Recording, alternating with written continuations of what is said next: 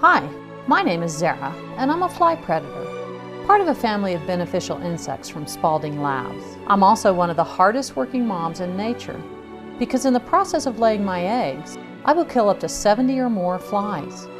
Even though I'm real tough on flies, I never bother my human friends or their animals. To understand why scientists call me a beneficial insect, and how I do so much to help you, you need to first know a little bit about those nasty flies you get lots of when you have animals. These include the common housefly, their wimpy little cousins, the lesser housefly, and those mean biters, the stable fly. All these flies have 4 stages in their life cycle.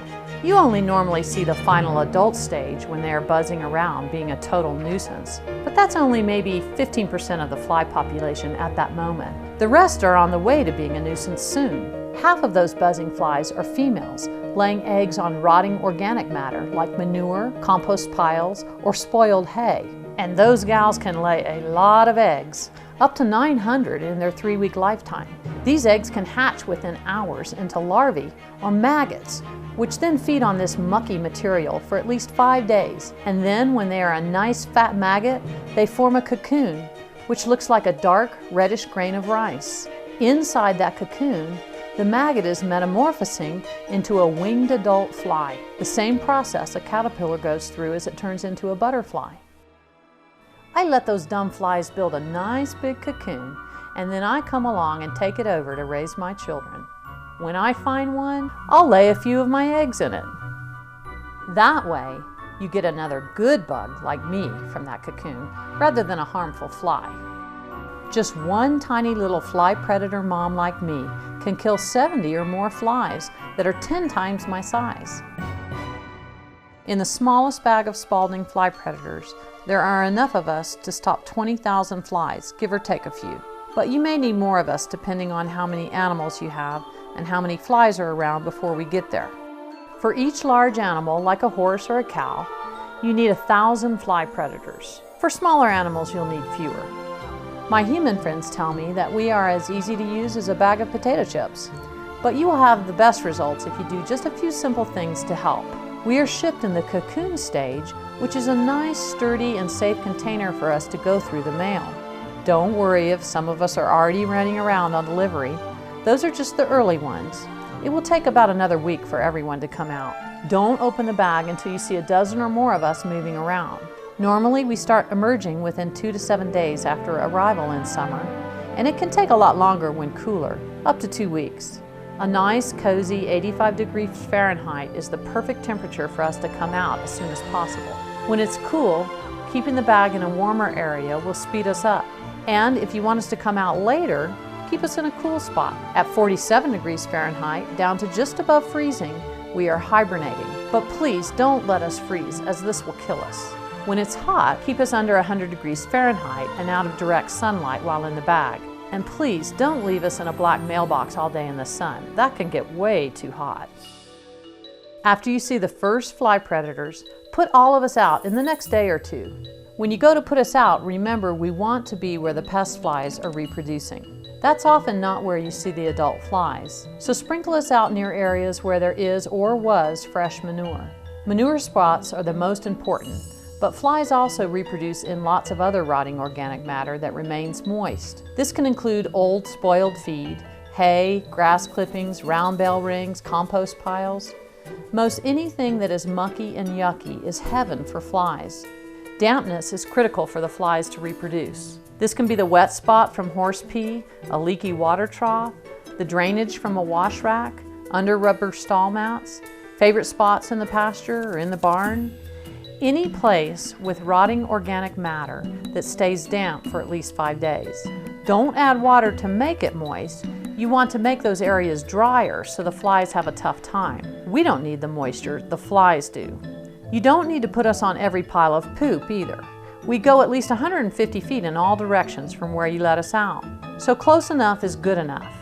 But half a football field is a long way for a little bug like me to go. So closer, say 50 feet, saves me a lot of time in getting to work. Put us out proportionally to how much manure or rotting organic matter is in each area. The manure corner of corrals, the favorite spots in the pasture, the manure pile, as well as arenas and dry lots are all good areas. Put us along fence lines so we don't get stepped on. Even if you muck out daily, put some where manure was, if the spot is still moist. I'd suggest for the barn to leave only the last 5 to 10% of your fly predators in the bag and hang it in a breezeway. Remember, you might see most of your flies in the barn, but only a few likely reproduced there.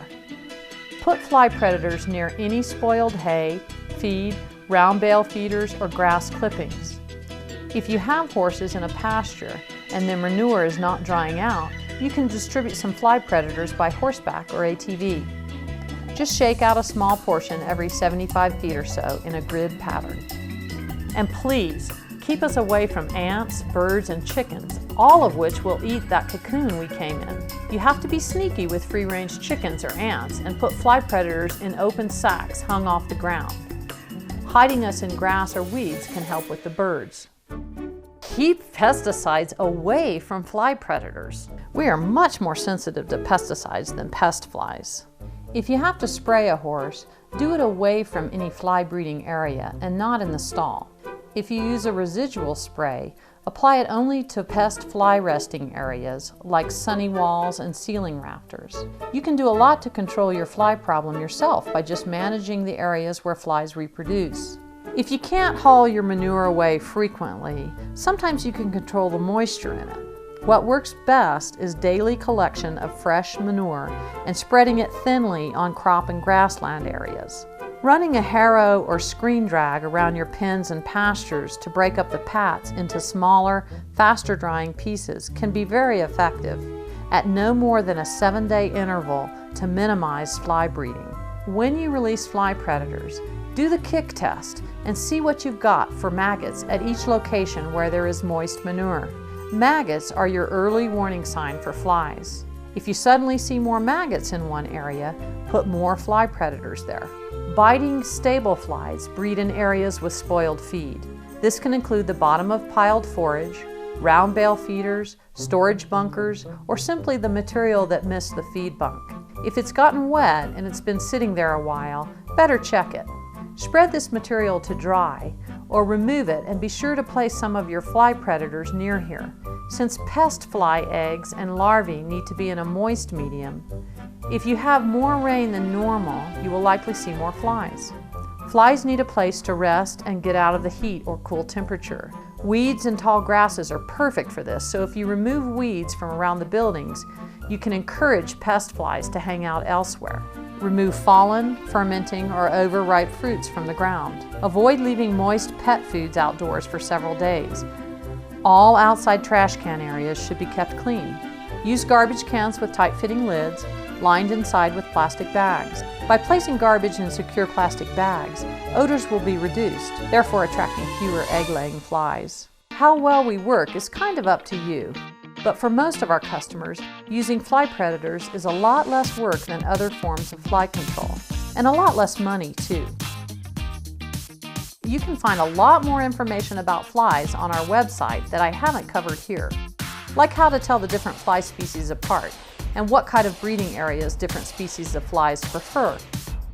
The more you know about flies, the less flies you will eventually have. Thank you so much for letting me show you all of this. But I guess now it's time for me to get to work. Please call the Spalding Labs folks if you have any questions, because they are always glad to help and really want us to work for you. And remember, we may be little bugs, but we can do a big job.